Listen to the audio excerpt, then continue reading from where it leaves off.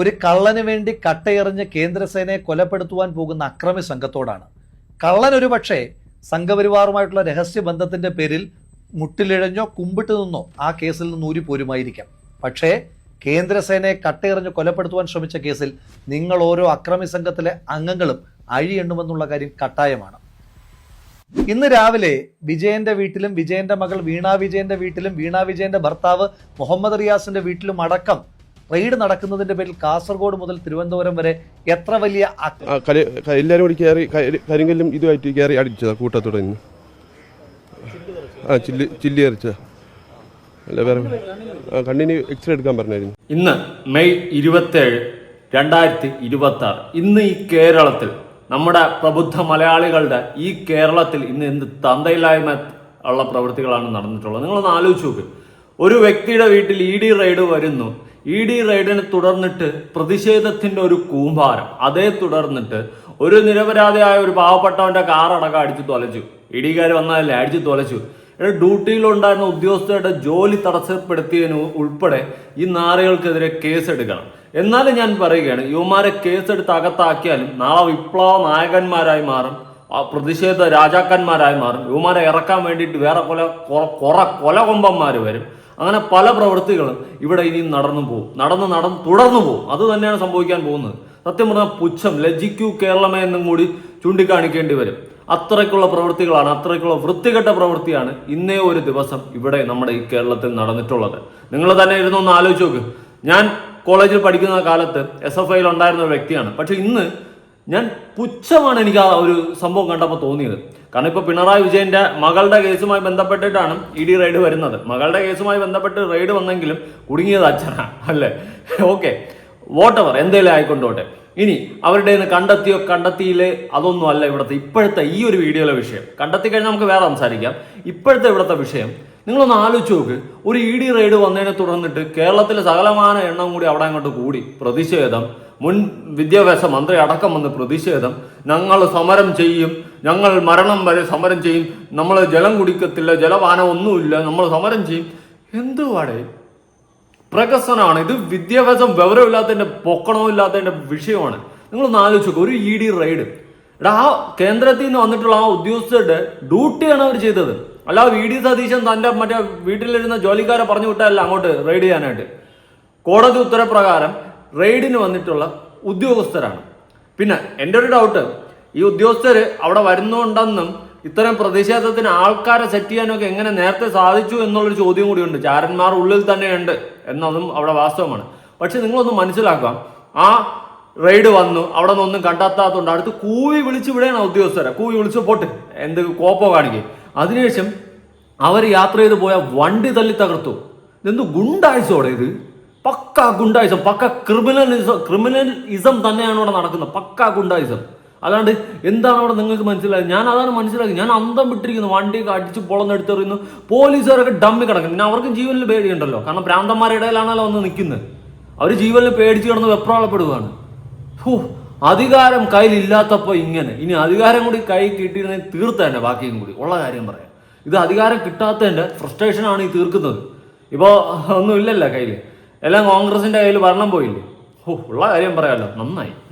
എന്തായാലും രാഹുൽ മാങ്കൂട്ടം ഇതിനെതിരെ ശക്തമായിട്ട് പ്രതികരിക്കുന്നുണ്ട്. നമുക്ക് അതൊന്ന് കേട്ടിട്ട് നമുക്ക് ആ പാവം ഡ്രൈവറിന്റെ വർത്തമാനം കൂടി ഒന്ന് കേൾക്കണം. ഡ്രൈവറിന്റെ മീൻസ് ആ കാർ ഓടിച്ച ആ കാറിന്റെ ആള് ഉടമസ്ഥൻ, അങ്ങേരുടെ കാറും കൊണ്ടുവന്ന് അങ്ങേരെ കണ്ണിലും അടിച്ച് ചില്ലും കയറി. വല്ലാത്ത അവസ്ഥ പാവപ്പെട്ടവന്റെ. ഓരോ പ്രാന്തന്മാരെ കാണിച്ചു കൂട്ടുന്നത്. എന്തായാലും മാങ്കൂട്ടം പറയുന്ന കേട്ട് നോക്കാം. ഒരു കള്ളന് വേണ്ടി കട്ടയെറിഞ്ഞ് കേന്ദ്രസേനയെ കൊലപ്പെടുത്തുവാൻ പോകുന്ന അക്രമി സംഘത്തോടാണ്. കള്ളൻ ഒരു പക്ഷേ സംഘപരിവാറുമായിട്ടുള്ള രഹസ്യബന്ധത്തിന്റെ പേരിൽ മുട്ടിലിഴഞ്ഞോ കുമ്പിട്ട് നിന്നോ ആ കേസിൽ നിന്ന് ഊരിപ്പോരുമായിരിക്കാം. പക്ഷേ കേന്ദ്രസേനയെ കട്ടയെറിഞ്ഞ് കൊലപ്പെടുത്തുവാൻ ശ്രമിച്ച കേസിൽ നിങ്ങൾ ഓരോ അക്രമി സംഘത്തിലെ അംഗങ്ങളും അഴിയെണ്ണുമെന്നുള്ള കാര്യം കട്ടായമാണ്. ഇന്ന് രാവിലെ വിജയന്റെ വീട്ടിലും വിജയന്റെ മകൾ വീണ വിജയന്റെ വീട്ടിലും വീണ വിജയന്റെ ഭർത്താവ് മുഹമ്മദ് റിയാസിന്റെ വീട്ടിലും അടക്കം റെയ്ഡ് നടക്കുന്നതിന്റെ പേരിൽ കാസർഗോഡ് മുതൽ തിരുവനന്തപുരം വരെ എത്ര വലിയ അക്രമ, അഴിഞ്ഞാട്ട, അരാജകത്വമാണ് CPMന്റെ അക്രമി സംഘം അഴിച്ചുവിട്ടുകൊണ്ടിരിക്കുന്നത്. സാധാരണഗതിയിൽ വിജയൻ പറയാറുണ്ട്, എനിക്ക് മടിയിൽ കനമില്ല, അതുകൊണ്ട് വഴിയിൽ ഭയമില്ല എന്ന്. വഴിയിൽ ഭയമില്ലാത്ത ആള് എന്തിനു വേണ്ടിയിട്ടാണ് ഇങ്ങനൊരു കൊട്ടേഷൻ സംഘത്തെ ഇറക്കി വിട്ട് അന്വേഷണ സംഘത്തെ ഭയപ്പെടുത്തി കേസിൽ നിന്ന് രക്ഷപ്പെടുവാൻ ശ്രമിക്കുന്നത്? ഇനിയും കേരളത്തിന് ഇതുവരെ ബോധ്യമായിട്ടില്ലാത്ത, ഈ നാട്ടിലെ അന്വേഷണ ഏജൻസിക്ക് ബോധ്യമായിട്ടില്ലാത്ത ഒരു ചോദ്യം ഇന്ന് വിജയന് വേണ്ടി ആക്രമിക്കാൻ റോഡിലേക്ക് ഇറങ്ങിയ അക്രമി സംഘത്തോട് ചോദിക്കുന്നു. നിങ്ങൾക്കെങ്കിലും പറഞ്ഞു തരാമോ എന്തിനു വേണ്ടിയിട്ടാണ് വിജയന്റെ മകൾ വീണ വിജയന് കരിമണൽ കർത്തയെ പോലെ ഷെയ്ഡി ക്യാരക്ടറിലുള്ള ഒരു വ്യക്തി 1.72 കോടി രൂപ കൊടുത്തിരിക്കുന്നത്?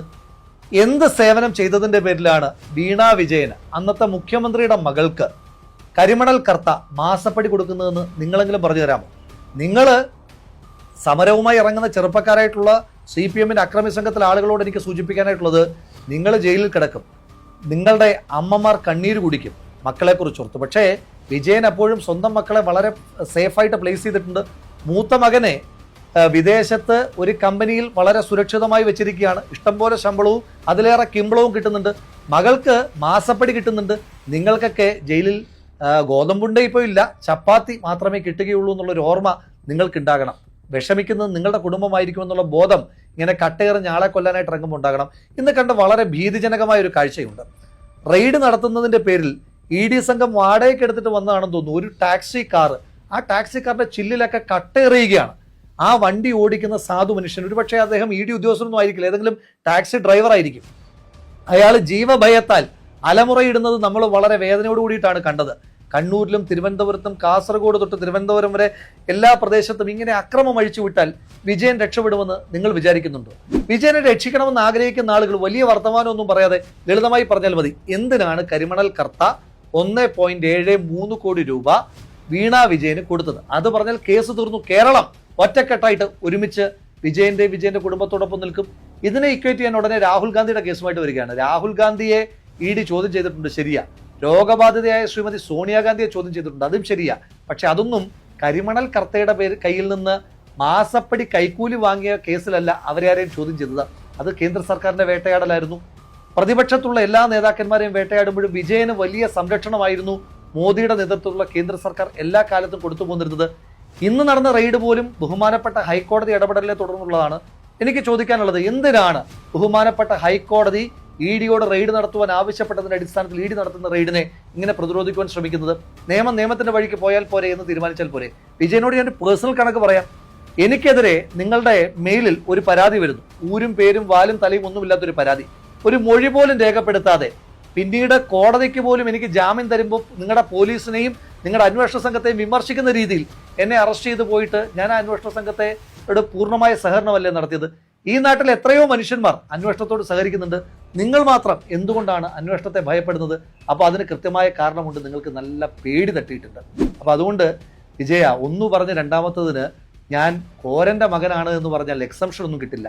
ഈ രാജ്യത്തെ എല്ലാ മനുഷ്യന്മാർക്കും ഒരേ നിയമമാണ് ഭാരതീയ ന്യായ സംഹിത. അത് കോരന്റെ മകന് കോരന്റെ ന്യായ സംഹിതയൊന്നും വേറെയില്ല. അപ്പം അതുകൊണ്ട് ഈ നാട്ടിൽ ഒരുപാട് മനുഷ്യന്മാർ കരുതി കൂട്ടി വെച്ചിരുന്ന കണക്കുണ്ട്. അത് നിങ്ങൾ ആദ്യമായി മഴുവെച്ച് കൊലപ്പെടുത്തിയ വാടിക്കൽ രാമകൃഷ്ണൻ തൊട്ട് പിന്നീട് നിങ്ങൾ കണ്ണീര് കുടിപ്പിച്ച ഒരുപാട് മനുഷ്യന്മാരുടെ കണ്ണീരിൻ്റെ കടം നിങ്ങളുടെ ജീവിതത്തിൽ ഇനി ബാക്കിയുണ്ട്. അപ്പോൾ ആ കടമൊന്നും വീട്ടാതെ നിങ്ങൾക്ക് ഈ ജീവിതം അവസാനിച്ചു പോകില്ല എന്നുള്ള നല്ല ബോധ്യം വേണം. അതുകൊണ്ട് ശ്രീ വിജയൻ, ഉളുപ്പ് അല്പമെങ്കിലും അവശേഷിക്കുന്നുണ്ടെങ്കിൽ ഇന്നലകളിൽ മുഖ്യമന്ത്രിയായിരിക്കുമ്പോൾ മറ്റുള്ളവർക്കെതിരെ പറഞ്ഞ ഏതെങ്കിലും വാചകം ഓർമ്മയിലുണ്ട് എങ്കിൽ നിങ്ങൾ അടിയന്തരമായി പ്രതിപക്ഷ നേതൃപദവിയും അതുപോലെ തന്നെ ധർമ്മടം MLA-യുടെ പദവിയും രാജിവെച്ചൊഴിയുകയാണ് നിങ്ങൾക്ക് നല്ലത്. അതല്ല എങ്കിൽ നിങ്ങൾ ഇന്നലകളിൽ മറ്റുള്ളവർക്ക് നേരെ എറിഞ്ഞ ധാർമ്മികതയുടെ ആ വാക്കുകൾ സ്വയം കെട്ടിത്തൂങ്ങിച്ചാകും എന്നുള്ള കാര്യത്തിൽ ഒരു തർക്കവും വേണ്ട. ക്ലീഷയായ ഒരു ഡയലോഗ് ഓർമ്മപ്പെടുത്തുന്നു, നീ ചെയ്തതിനൊക്കെയും നിന്നോട് ഈ നാട് പകരം ചോദിക്കും. നിന്റെ പ്രവർത്തികൾ ഓരോന്നും നിന്റെ തലമേൽ പതിക്കുക തന്നെ ചെയ്യും. മറക്കണ്ട, ഒന്നും മറക്കാൻ ഈ നാട് ഉദ്ദേശിക്കുന്നു. രാഹുൽ മാങ്കൂട്ടം എന്ന് പറയുന്ന ഈ വ്യക്തിയെ ഞാൻ ഇനി പ്രത്യേകിച്ച് പരിചയപ്പെടുത്തണ്ടല്ലോ മലയാളികൾക്ക്. ചെയ്യാത്ത തെറ്റിന് ഓരോരുത്തരും വന്നിട്ട് വ്യാജ ആരോപണം കൊടുത്ത് അതിൻ്റെ പേരിൽ നരകിക്കപ്പെട്ട ഒരുത്തൻ, ഒരാണ്, ഒരു പുരുഷൻ.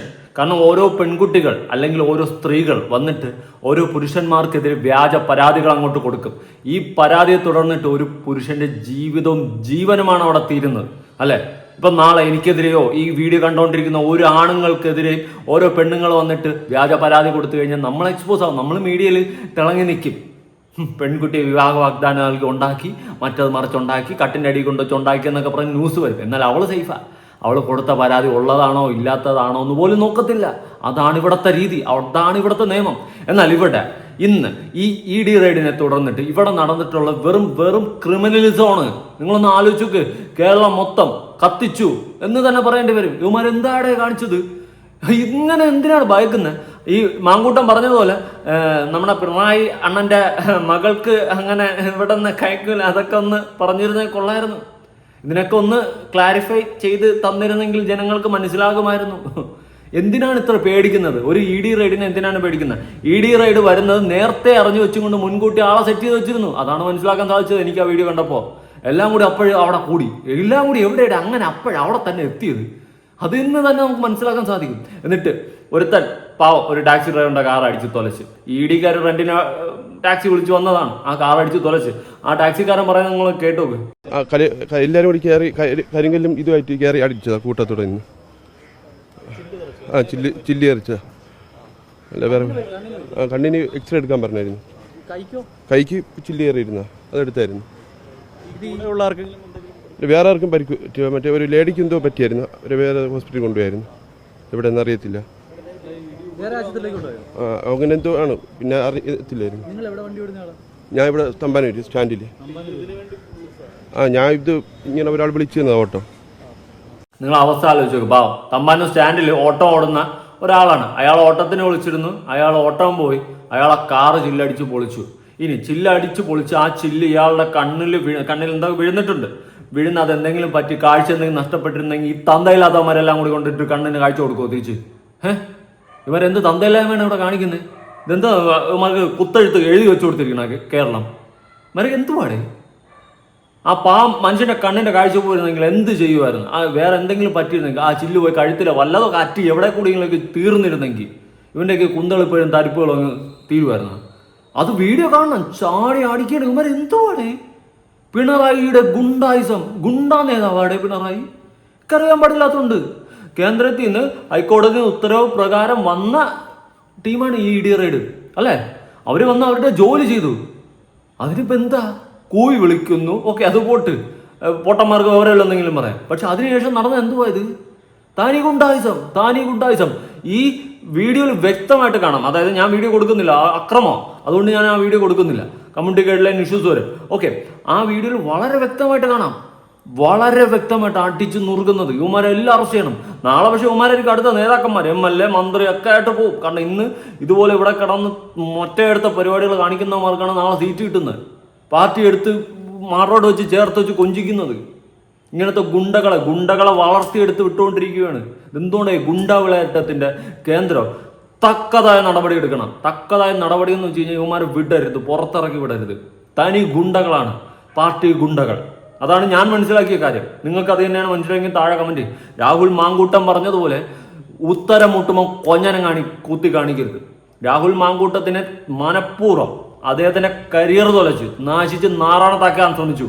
പക്ഷെ പാർട്ടിക്കാർ വീണ്ടും ചേർത്ത് നിർത്തുന്നുണ്ട്, പൊതുസമൂഹം അംഗീകരിക്കുന്നുണ്ട്. കാരണം നിരപരാധിയാണെന്നറിയാം. ഒരു പെൺകുട്ടിയുടെ കൺസെന്റോട് കൂടി ചെയ്ത് പിന്നെ വന്നിട്ട് അവൾ ഉണ്ടാക്കിയ പീഡനം എന്ന് പറഞ്ഞു കഴിഞ്ഞാൽ അത് എവിടത്തെ വർത്തമാനം? അതുകൊണ്ട് തന്നെ ഞാൻ രാഹുൽ മാങ്കൂട്ടത്തിനെ സപ്പോർട്ട് ചെയ്യുന്നു.